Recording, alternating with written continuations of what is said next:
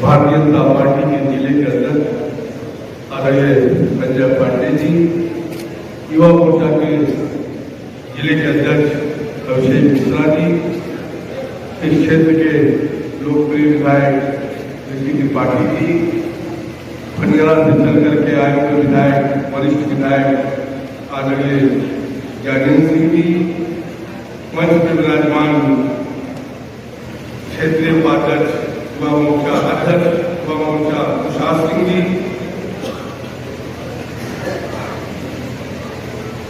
पवन यादव जी, सूरज राय जी, अखिल देव त्रिपाठी जी, यहाँ उपस्थित इस लोकसभा के प्रभारी शक्तिलाल निगर जी, प्रभारी विवेका पांडे जी, विधानसभा के प्रभारी प्रभाकर जी, संयोजक प्रदीप सिंह जी, मंडल अध्यक्ष हमारे सभी मंडल अध्यक्ष, युवा मोर्चा के भी मंडल के नगर के अध्यक्ष, यहाँ उपस्थित हमारे संचालक हमारे नीरज त्रिपाठी जी, सभी युवा साथी, सबसे पहले तो मैं आप सबको बहुत बहुत धन्यवाद ज्ञापित करना चाहता हूँ।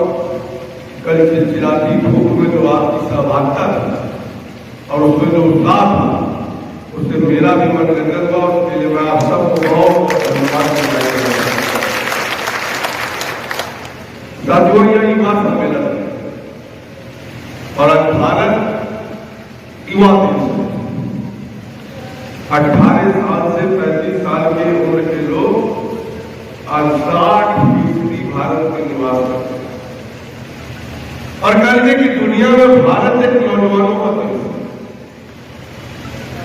अब इस प्रकार से देश में चल रहा है, प्रधानमंत्री जी ने इसीलिए इसको फोकस भी किया कि देश को अगर 4 चीजों के हम रूप से देखें तो निश्चित तौर पर उसका विकास करें तो देश को आगे बढ़ने में कोई दिक्कत नहीं।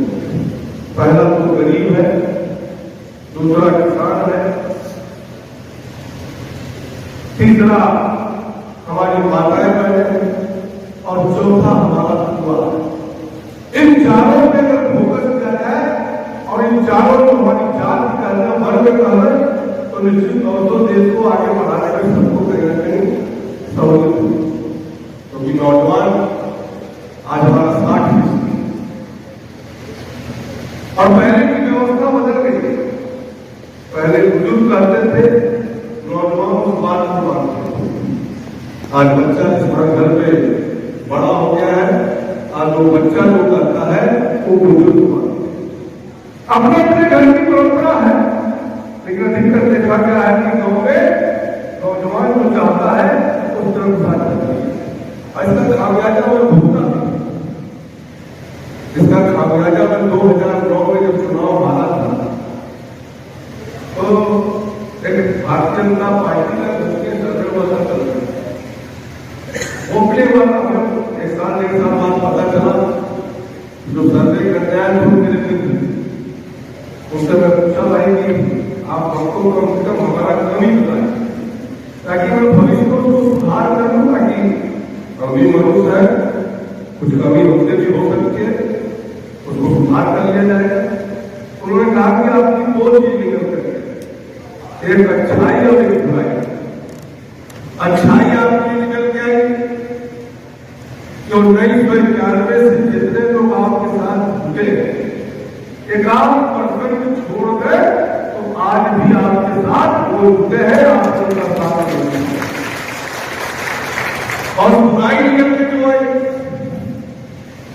जो 1991 से 2009 मतलब 2 दशक के जो बच्चा था 1991 में घर का मुखिया हो गया है, उससे संबंध आपका नहीं बन पाया है क्योंकि आप अभी अपने वो पुराने कार्यकर्ता पुराने अड्डों से बैठते रहे हैं और आज घर का मुखिया नौजवान हो गया है, वो आपके साथ नहीं जुड़ा, इसलिए कहीं ना कहीं आपको इस हार का सामना करना पड़ा।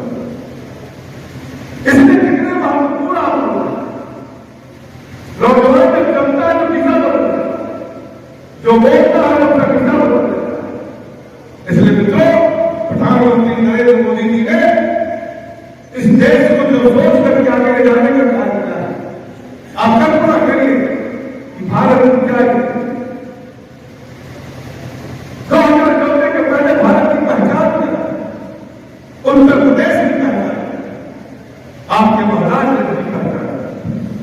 और जिस प्रकार से मोदी जी ने आज देश के मायने में भी और अंतर्राष्ट्रीय मंच में भी भारत का जो गौरव बढ़ाने का काम किया है, आज दुनिया में भारत की चर्चा हो। लेकिन आज देश के यशस्वी प्रधानमंत्री हर क्षेत्र में आने वाली समस्याओं को देखते हुए हर क्षेत्र में किसानों का जहां तक सवाल है उनको भी सहयोग देने का काम किया है, बजट बढ़ाने का काम। नौजवानों का जहां तक सवाल है स्किल इंडिया चला करके, क्योंकि नौकरी सबको नहीं दी जा सकती, ये हमको समझना होगा, लेकिन रोजगार सबको दिया जा सकता है। रोजगार सबको दिया जा सकता है, वो सरकार के हाथ में उसको सृजित कर सकती है। और आज रोजगार बढ़ाने के लिए प्रधानमंत्री जी हर वो काम कर रहे हैं कि सबको रोजगार मिले।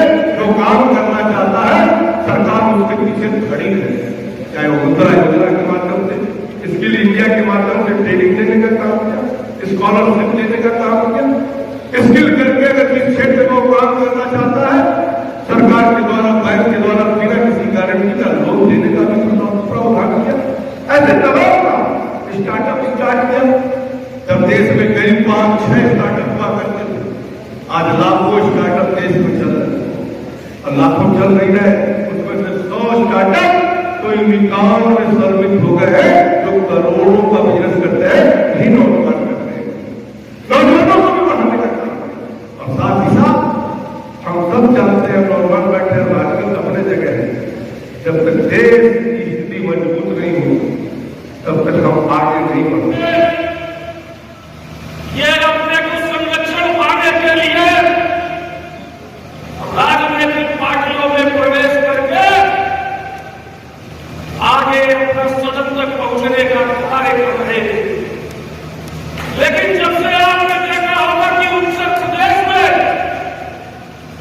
2017 में पूज्य योगी जी के नेतृत्व में भारतीय जनता पार्टी की सरकार बनी, आज गुंडे अपराधी या तो जेल में है या तो उनके उचित स्थान में पहुंचाने का कार्य हमारी योगी की सरकार कर रही है। इसके आने वाले समय में बड़े लिखित नौजवानों को जो उसके काबिल है उनको मौका मिल सके और गुंडे माफिया अपराधी सिर्फ अपना संरक्षण के लिए राजनीति में आते हैं। ऐसे लोगों को सबक सिखाने का कार्य हमारी भारतीय जनता पार्टी की सरकार कर रही है। इस विधानसभा में भी नौजवानों ने आज हम लोग कह सकते हैं क्या उत्तर प्रदेश में किसी गुंडे मवाली की हिम्मत नहीं है कि किसी व्यापारी को परेशान करे, किसी माता बहन के साथ अत्याचार करे। नहीं तो उत्तर प्रदेश में किस प्रकार की स्थिति थी, पूरे उत्तर प्रदेश को कहीं अतीक अहमद ने कब्जा कर रखा था, कहीं मुख्तार अंसारी ने कब्जा कर रखा था। पश्चिम उत्तर प्रदेश में जाइए तो मुकीम काला ने कब्जा कर रखा था। ये वो लोग थे जो दंगे कराते थे, ये वो लोग थे जो नरसंहार कराते थे, और दंगे नरसंहार कराने के बाद पुलिस जिप्सियों में बैठ के घूमते थे, खुलेआम बैठते थे। आपने मुख्तार अंसारी को देखा होगा कि मऊ का कब्जा किस तरह से हुआ और पूरा प्रशासन उसके सामने बंदूक बना हुआ था और मुख्तार अंसारी जिप्सी पर बैठ के घूमता था। लेकिन आज हम लोग कह सकते हैं मुख्तार अंसारी है या मुख्तार अंसारी था? जोर से बताइए, आप ही को बताना है। मुख्तार अंसारी है या मुख्तार अंसारी था? अतीक अहमद है या अतीक अहमद था? आज हम लोग गर्व के साथ ही कह सकते हैं कि आज उत्तर प्रदेश के भीतर अगर कोई गुंडा या मवाली, पहली बात तो बचा नहीं है, लेकिन आज भी कोई गुंडा या मवाली किसी गरीब आदमी को परेशान करता है